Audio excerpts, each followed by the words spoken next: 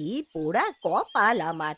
ছেলেদের বিয়ে দিয়ে ভেবেছিলাম একটু মুক্তি মিলবে আমার, সে কি আর হলো? ঘরে যে তিন মহারানী এনেছি, নিজের পায়ে নিজেই কুড়ুল মেরেছি আমি।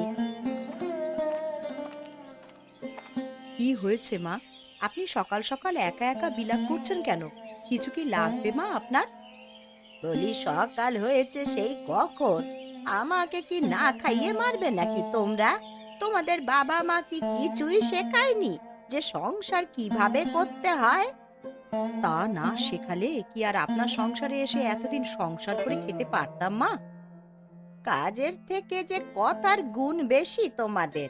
কথার মতন যদি একটু কাজও করতে, তবে আমার হাড়ে বাতাস লাগতো একটু। আপনি তো হাড়ে বাতাস লাগিয়ে ঘুরে বেড়ান সারাদিন মা। যত কাজ তো আমরা এই তিন বউ মিলেই করি। হয়েছে হয়েছে, কত কাজ যে তোমরা করো সে আমার জানা আছে। সকাল হয়েছে সেই কখন, এখনো আমার ঘরে জল খাবার যায়নি কেন? তা যাবে কি করে মা? রাতে যে আপনার ছেলেরা কেউ বাজার করে আনেনি। বাজার না আনলে জল খাবার বানাবো কি করে শুনি? আমার ছেলেদেরও কপালটা পোড়া। এমন বাড়িতে বিয়ে দিয়েছি, কোনো বাড়ি থেকে যে ওদের ব্যবসা ধরিয়ে দেবে সেই উপায়ও নেই। আমাদের বাবারা তো শুধু আপনার সংসার দেখবেন, তাদের তো আর সংসার নেই, তাই না মা? তাদের কি ঠেকা পড়েছে নাকি যে আপনার সংসারে দান দক্ষিণা করবে? তোমাদের কথাবার্তা কিন্তু দিন দিন সহ্যের চরম পর্যায়ে চলে যাচ্ছে বৌমারা। কি করব মা, আপনি তো মুখ এনেছেন আমাদের। এখন ঘরে গিয়ে বিশ্রাম করুন, দেখি কিছু করা যায় কিনা।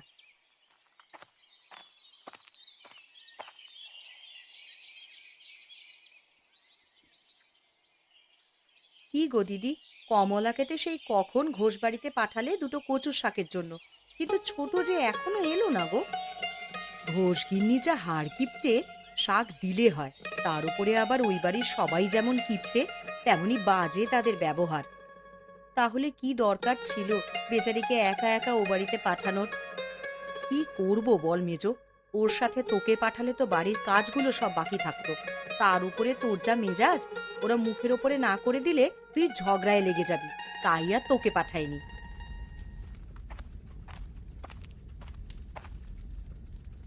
চলে এসেছিস ছোট? যাক, ওরা তবে তোকে শাক দিল। আমি তো ভেবেছিলাম শাক দেবে না। দেবে না মানে? এই কমলা কোনো কাজে গিয়ে কখনো খালি হাতে ফেরেনি। শুধু এই বাড়িতে বিয়ে হয়েই তোর কপালটা পুড়েছে রে ছোট। সে তুমি কিছু ভুল বলনি দিদি। তা তোমাদের রান্না কত দূর?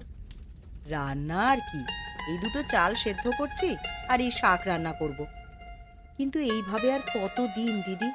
ওরা যে একদিন কাজ করলে 3 দিন কাজে যেতে চায় না। এইভাবে আধপেটা খেয়ে কি জীবন চলে? তার উপর আবার মায়ের কথার খোঁচা তো আছেই। মাঝে মাঝে মনে হয় সব ছেড়ে একদিন চলে যাই। ওরে ধৈর্য ধর তোরা, দেখবি সব ঠিক হয়ে যাবে একদিন। এখন দুজনে মিলে শাকগুলো কেটে ধুয়ে আন দেখি, তাড়াতাড়ি রান্না শেষ করি। আচ্ছা, ঠিক আছে দিদি।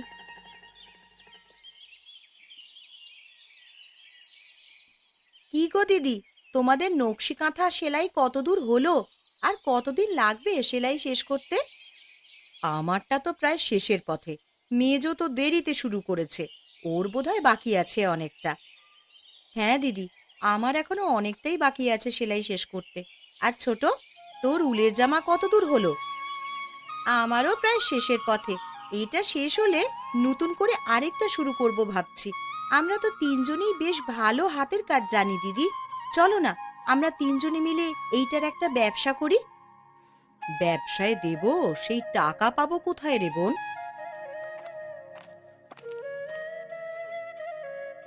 কই গো গিন্নিরা, তোমরা কোথায় গেলে? কোনো সারা শব্দ নেই কেন বাড়িতে? কারণ তোমার মা বাড়িতে নেই, পাশের বাড়িতে গল্প করতে গেছেন। না হলে আমাদের সাথে ঝগড়ার শব্দ ঠিকই পেতে। মাকে নিয়ে কিন্তু কোনো কথা শুনবো না বৌদি। তোমরা মাকে যা ইচ্ছে তাই বলতে পারো না। ও, তাই বুঝি? আর তোমার মা আমাদেরকে যা খুশি তাই বলতে পারবে, তাই না? মগের মুল্লুক পেয়েছো নাকি? আহা, থাম তোরা থাম। আরে বাড়িতে এসেই কি শুরু করে দিলি বলতো? গিন্নি, আমাদের খুব খিদে পেয়ে গেছে, তাড়াতাড়ি আমাদের খেতে দাও এখন। হাত মুখ ধুয়ে এসে বারান্দায় বসো, আমরা খেতে দিচ্ছি। আরে কি, শুধু কচু শাক দিয়ে খাবো কি করে? আর কিছু রান্না করনি বৌদি? বাজার থেকে কি তরি তরকারি এনেছিলে যে রান্না করে দেব? তোমাদের কপালে কচুর শাক জুটেছে ওই ঢের। বেশি কথা বললে আর ইটাও পাবে না। গত পরশু তো বাজার করে নিয়ে এলাম বৌদি, সেগুলো সব শেষ। বাজার এনে বুঝে ঘরে সাজিয়ে রেখেছিলে না খেয়ে? থাক থাক ছোট বউ, আর কথা বাড়িও না। রাত্রে আমরা বাজার করে নিয়ে আসবো, এখন সবাই যা আছে তাই দিয়েই খা।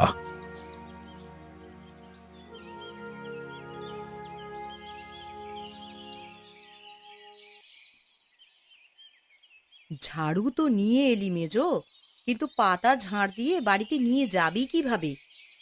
ও নিয়ে তুমি ভেবো না দিদি। পাতা ঝাড়ু দিয়ে আমি আর ছোট এক জায়গায় করে রেখে যাব। কাল সকালে ঝুড়ি নিয়ে এসে সব নিয়ে যাবখন। কিছু শুকনো ডালপালা কেটে রাখি, যাবার সময় সাথে করে নিয়ে যাব। দুদিন জাল দেওয়ার মতন কিছু তো জোগাড় করতে হবে। এই সংসারে এসে আর শান্তি হলো না দিদি আমাদের। মেয়েদের কাজ তো করি, সেই সাথে বাড়ির বেটা ছেলেদের কাজও আমাদেরকেই করতে হয়। তারপরেও শাশুড়ি মায়ের কথা যেন সূর্যের মতন বেঁধে গায়ে। কি করবি বল ছোট, আমরা যে গরিব ঘরের মেয়ে, শ্বশুরবাড়ি ছেড়ে বাবার বাড়িতে গেলেও যে সেখানে ঠাঁই হবে না আমাদের। সেই জন্যই তো কোথাও যাই না দিদি, না হলে কবেই চলে যেতাম এই সংসার ছেড়ে। থাক, দুঃখ করিস না বোন আমার। এখন আমাদের কাজ শুরু করি, চল। তোরা এখানে ঝাড়ু দিয়ে পাতাগুলোকে এক জায়গায় কর, আর আমি এই গাছের শুকনো ডালপালা কেটে নিই কিছু। ঠিক আছে দিদি।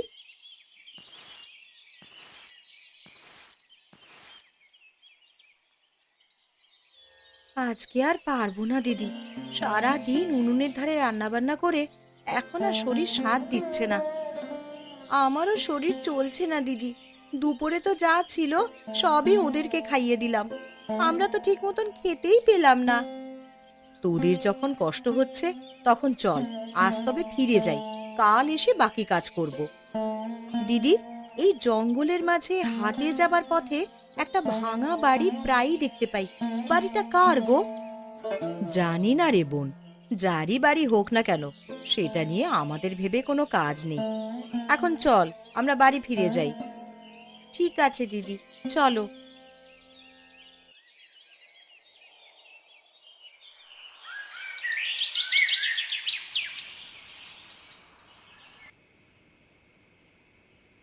মালা, একটু হাত চালিয়ে কর, তোর দাদা এই বুঝি বাজার নিয়ে চলে এলো। হ্যাঁ দিদি, এক্ষুনি সব করে ফেলছি। কটা থালা বাসন মাজতে আমার বেশি সময় লাগবে না দিদি। ঘরে কিছুটা চাল আছে দিদি, আজকের রাতটা যাবে কোনো মতে। আমি কি ভাত বসিয়ে দেবো দিদি? তাহলে ভাত রান্না করা থাকলে ওরা এলেই তরকারি রান্না করলেই হয়ে যাবে। তুই ঠিক বলেছিস ছোট, তুই তাহলে চালগুলো ধুয়ে ভাত বসিয়ে দে। আর হ্যাঁ, কটা আলু সেদ্ধ দিস ভাতের সাথে। কেন দিদি, আবার আলু সেদ্ধ কেন? বলা তো যায় না, দেখা গেল ওরা বাজার ছাড়াই বাড়ি এসেছে, তখন রাতে সবাই ভাত খাবো কি দিয়ে? না আনলে না খেয়ে থাকবে। তুমি এত চিন্তা করো না তো দিদি। তা বললে কি আর হয় রে? সংসারের ভালো মন্দ সব তো এখন আমাদেরকেই দেখতে হবে।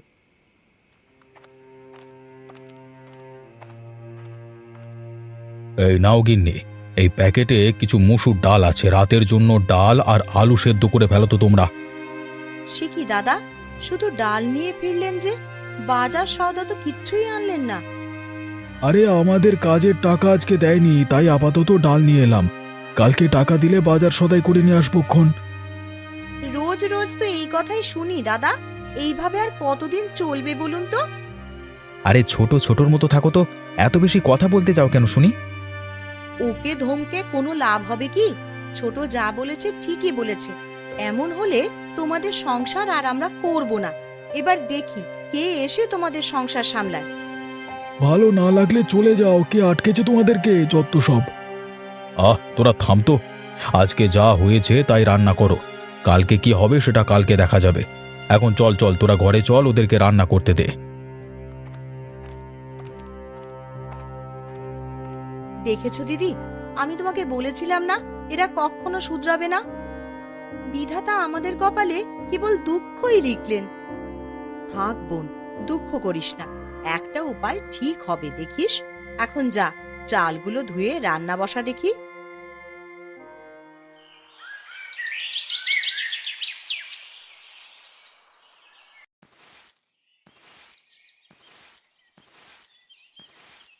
সেই কখন সকাল হয়েছে, আর এখন কি না তোমরা বাসি কাজ করছো? বলি সকালে রান্না কখন করবে শুনি? আপনার ছেলেরা রাতে কি এমন রাজভোগ এনেছে যে আপনাকে রেঁধে খাওয়াবো শুনি? ছেলেদের তো বানিয়েছেন অলস, আর আমাদের এসেছেন বড় বড় কথা শোনাতে। তোমার সাহস তো কম নয় মেজ বৌমা, আর মুখে মুখে তর্ক করো, আবার আমার ছেলেদের নামেই কুৎসা রটাও। থাক মেজো, থাম, শুধু শুধু কথা বাড়াস না বোন আমার। তুমি চুপ করো দিদি, ওরা আমাকে তোমার মতন শান্ত স্বভাবের পায়নি যে যা খুশি তাই বলবে আর আমি মুখ বুজে সব সহ্য করব। মা, 3 বেলায় কি আপনার আমাদের সাথে লাগতে না এলে ভালো লাগে না? কেন শুধু শুধু আপনি বিবাদ সৃষ্টি করেন কেন বলুন তো? কি, আমি বিবাদ সৃষ্টি করি? আমি আর এই বাড়িতে থাকবো না, তোমরাই থাকো, আমি আজই চলে যাব। কি হয়েছে মা, তুমি এভাবে চেঁচামেচি করছো কেন এই সাত সকালে? শোন, তোদের বউদের কথা শোন। আমি নাকি সারা দিন ওদের সাথে শুধু ঝগড়া করি। আমি আর থাকবো না বাবা এই বাড়িতে। তোদের বউ নিয়ে তোরাই সংসার কর বাবা। তুমি কেন যাবে মা? এটা তোমার বাড়ি, যেতে হয় ওরা 3 বউ যাবে। বেশ, তবে আমরাই যাব, তোমরা থাকো তোমাদের সংসার নিয়ে। এত কিছুর পরেও তুমি চুপ করে থাকবে বর্দি? না রে, এই সংসারে আর এক মুহূর্তও নয়। চল, আমরা যেদিকে দু চোখ যায় সেখানেই চলে যাই। এইভাবে আতপেটা খেয়ে গঞ্জনা সহ্য করার থেকে চলে যাওয়াই ভালো। যাও যাও, কে আটকাবে তোমাদেরকে?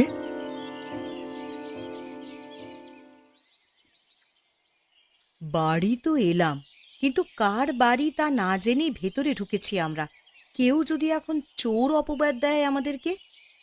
তুমি সবকিছুতেই এত ভয় পাও কেন দিদি বলো তো? একবার যখন এসেই পড়েছি, দেখি না বাড়িতে কেউ আছে কিনা। কিন্তু আমার বড্ড ভয় হচ্ছে রে। আরে ভয় পাওয়ার কিছু নেই দিদি, আমরা আছি তো। দাঁড়াও, আমি ডেকে দেখি কেউ আছে কিনা। বাড়িতে কেউ আছেন? বড্ড বিপদে পড়ে এসেছি, আমাদেরকে একটু সাহায্য করবেন? কে তোমরা মা? এখানে কি চাও? বাবা, আমরা বড্ড অসহায়। আমাদের স্বামীরা আমাদেরকে বাড়ি থেকে বের করে দিয়েছে। আমাদের যে আর যাওয়ার কোনো জায়গা নেই। আমি তোমাদেরকে কিভাবে সাহায্য করতে পারি বলো মা? আমাদেরকে যদি আপনার বাড়িতে একটু থাকার জায়গা দিতেন তবে বড্ড উপকার হতো বাবা। আমাদেরকে শুধু একটু মাথা গোঁজার ঠাঁই দিন বাবা, আর দুবেলা দুমুঠো খাবারের ব্যবস্থা আমরাই করব। বাবা বলে যখন ডেকেছো, তখন কি আর তোমাদেরকে আমি ফেলতে পারি? আমারও এই 3 কুলে কেউ নেই। গিন্নি মারা গেছে আজকে 2 সপ্তাহ হলো। তোমরা আমার কাছে থাকলে আমার খুব ভালো হবে। আপনার এই উপকারের কথা আমরা কোনো দিনও ভুলব না বাবা। আজকে থেকে তোমরা আমার 3 মেয়ে। জঙ্গলের এই বাড়িতে তোমাদের 3 বউয়ের নতুন সংসার শুরু করো মা। দেখবে তোমাদের স্বামীরা তাদের ভুল বুঝতে পেরে ঠিক নিতে আসবে তোমাদেরকে। ওই বাড়িতে আমরা আর ফিরে যেতে চাই না বাবা। আচ্ছা আচ্ছা, ঠিক আছে। এখন ঘরে গিয়ে তোমরা বিশ্রাম করো, যাও। ঠিক আছে বাবা, আমরা তাহলে দুপুরের রান্নাটা সেরে ফেলি। কিন্তু ঘরে যে কোনো সবজি নেই মা, যে রান্না করবে। তোমরা বরং এক কাজ করো, ঘরের পেছনে কিছু কচু গাছ আছে, সেখান থেকে কচু শাক নিয়ে এসে রান্না করো তোমরা। ঠিক আছে বাবা, আগে রান্নাঘরে গিয়ে দেখি কি করা যায়।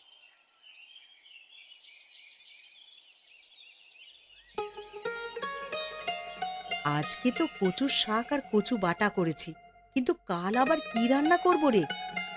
আমরা 3 জনে যদি কিছু একটা করি তাহলে কেমন হয় বলো তো দিদি?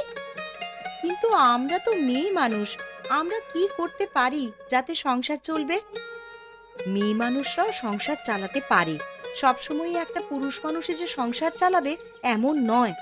আমরাও কিছু করে দেখিয়ে দেব যে স্বামীদের ছাড়াই আমরা চলতে পারছি। তা এখন কি করবে বলে ভেবেছো দিদি?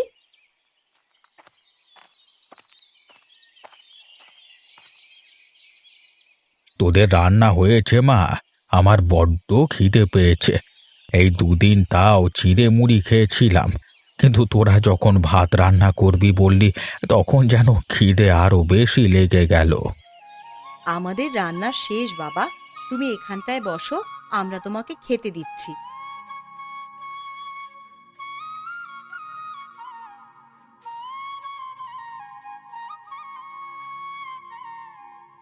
আহা, মনে হচ্ছে কতদিন বাদে ভাত খাচ্ছি। গিন্নি মারা যাবার পরে তো কতদিন ভাত চোখেই দেখিনি। এবার থেকে রোজ ভাত খাবে বাবা তুমি, আমরা তোমায় রেঁধে খাওয়াবো। বাবা, আমরা হাঁস মুরগি পালতে চাই, সেই সাথে এই কিছু শাকসবজিও চাষ করতে চাই। এতে করে আমাদের সংসার খুব ভালো চলবে। বেশ, তো খুব ভালো কথা।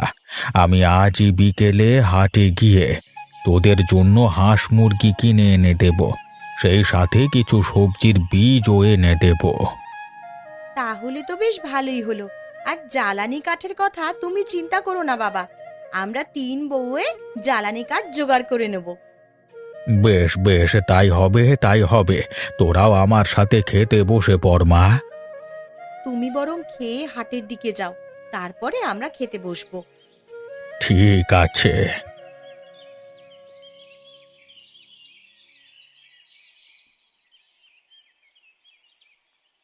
দেখো না দিদি, এই গাছগুলোতে কি সুন্দর টমেটো হয়েছে।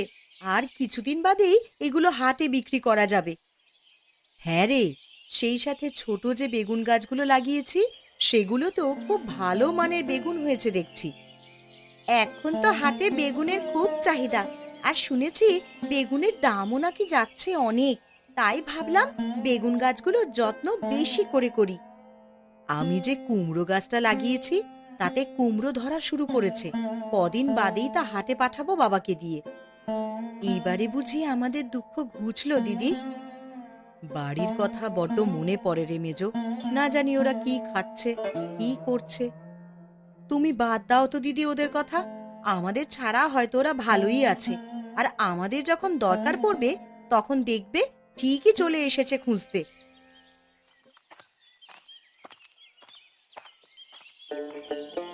তোদের মুরগিগুলো তো ডিম দেওয়া শুরু করেছে রে মা। ও মা, তাই নাকি? তাহলে তো ভালোই হলো। এই ডিমে তা বসিয়ে আরো মুরগির বাচ্চা হবে, তখন আমরা হাটে বিক্রি করতে পারবো। হ্যাঁ রে মা, এবারে আমাদের অভাব ঘুচবে, আমরা ভালো মন্দ খেতে পারবো। জঙ্গলে তোদের 3 বউয়ের সংসারে এবার সুখ আসবে। সকালবেলায় তোমার জন্য ভাত রান্না করেছি বাবা, তুমি খেয়েছো? না রে মা, তোদের ছাড়া খাই কি করে বল? তাই তো তোদের ডাকতে এলাম। আমার 3 মেয়েকে নিয়ে তবেই আমি খেতে বসবো। তুমি না থাকলে যে আমাদের কি হতো বাবা। বিধাতা সবার জন্য কিছু না কিছু ব্যবস্থা ঠিক করে রাখেন। এখন এসব চিন্তা না করে চল মা, খেতে বস। আমার বড্ড খিদে পেয়েছে। খেয়ে আবার হাটে যাব, কিছু বাজার সদাই করে আনি। ঠিক আছে বাবা, চলো তোমাকে খেতে দিই।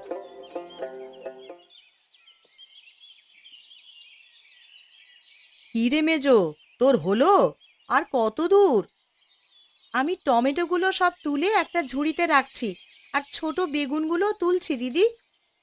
এই ফাঁকে আমি কুমড়োগুলোকে একটা বস্তায় ভরে ফেলি, আর হাঁস মুরগি যেগুলো বিক্রি করার মতন হয়েছে সেগুলোকে চাঙারির মধ্যে ধরে রেখে দিয়েছি। তা বেশ ভালো করেছো দিদি, আমরা সব তুলে আলাদা আলাদা ঝুড়িতে করে রাখছি গুছিয়ে। কিন্তু এত সবজি, হাঁস মুরগি, বাবা একা মানুষ হাটে নিয়ে যাবে কিভাবে? বাবা কি একা এত কিছু নিতে পারবে নাকি? আমি একা এত শব্দ নিতে পারবো না মা। তাই হারুর গরুর গাড়িটা নিয়ে হারুকে আসতে বলছি। ওর গরুর গাড়িতে করেই সব নিয়ে যাব। তা তোদের কাজ কত দূর এগুলো রে মা? আমাদের কাজ প্রায় শেষের পথে বাবা। এখন গরুর গাড়ি এলেই আমরা সবকিছু গাড়িতে তুলে দেব। ওই তো হারুর গরুর গাড়ি নিয়ে চলে এসেছে। চল মা, সব সবজিগুলো সবাই মিলে ধরে গাড়িতে ওঠাই।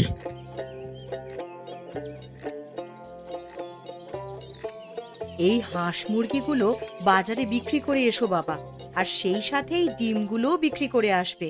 তাহলে বেশ কিছু টাকা পাবে। ঠিক আছে মা, আমি তাহলে এখন হাটে যাই। দেরি হয়ে গেলে আবার বিক্রি করতে অসুবিধে হবে।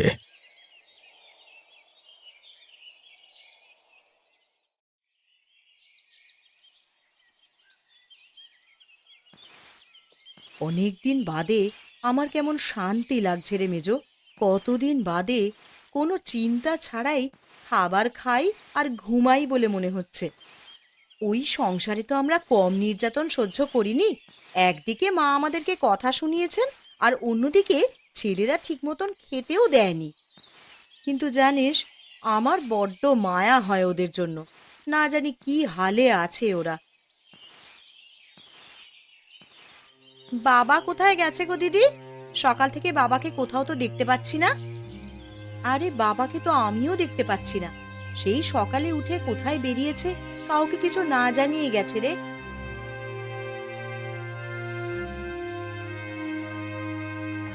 এ কি বাবা, তুমি ওদেরকে নিয়ে এসেছো কেন এখানে? আরে এখনো তোমরা আমাদের উপর রাগ করে থাকবে? রাগ করবার মতন কাজ করলে তো রাগ করে থাকবোই। আপনারা আমাদের জীবনটাকে এক প্রকার সংগ্রাম বানিয়ে দিয়েছিলেন, আর তাই বাধ্য হয়েই আমরা চলে এসেছি এখানে। আমরা আর ও বাড়িতে ফিরে যেতে চাই না। আরে আরে তোমরা এরকম করো না। তোমরা ফিরে চলো বাড়িতে, আমাদের যে সব শেষ হয়ে গেছে। আমার ছেলেদেরকে তোমরা ক্ষমা করে দাও মা, আর পারলে আমাকেও ক্ষমা করে দিও। কথায় আছে না, অভাবের স্বভাব নষ্ট। অভাবের সংসারে ঠিক মতন না খেতে পেয়ে তোমাদেরকে যাচ্ছে তাই বলেছি আমি। আমরা কাজ কাম করবার চেষ্টা তো করছি গিন্নি, কিন্তু কাজ করে যা পেয়েছি সেটা দিয়ে ঋণ শোধ করতে গিয়েই আর বাজারঘাট কিছু করতে পারিনি। আমাদের বাড়িটা যে বাবা মারা যাওয়ার সময় বন্ধক রেখে গিয়েছিলেন, সেই টাকা শোধ করতে না পারায় আমাদেরকে বাড়ি থেকে বের করে দিয়েছে মোড়ল মশাই। তাই তো আমরা সবাই তোমাদের কাছে চলে এলাম। কানু দাদা আমাদেরকে নিয়ে এসেছেন এখানে। হ্যাঁ, আরে আমার বাড়িটাও এবার ভরা ভরা লাগবে আপনারা সবাই থাকলে। একা একা থেকে আমার আর ভালো লাগে না। কিন্তু বাবা, ওরা যে কোনো কাজ করতে চায় না। এবার থেকে আমরা সব কাজ করব গিন্নি। তোমরা বাড়িতে শাকসবজি হাঁস মুরগি সব দেখাশোনা করবে, আর আমরা বাইরে মাঠে কাজ করব।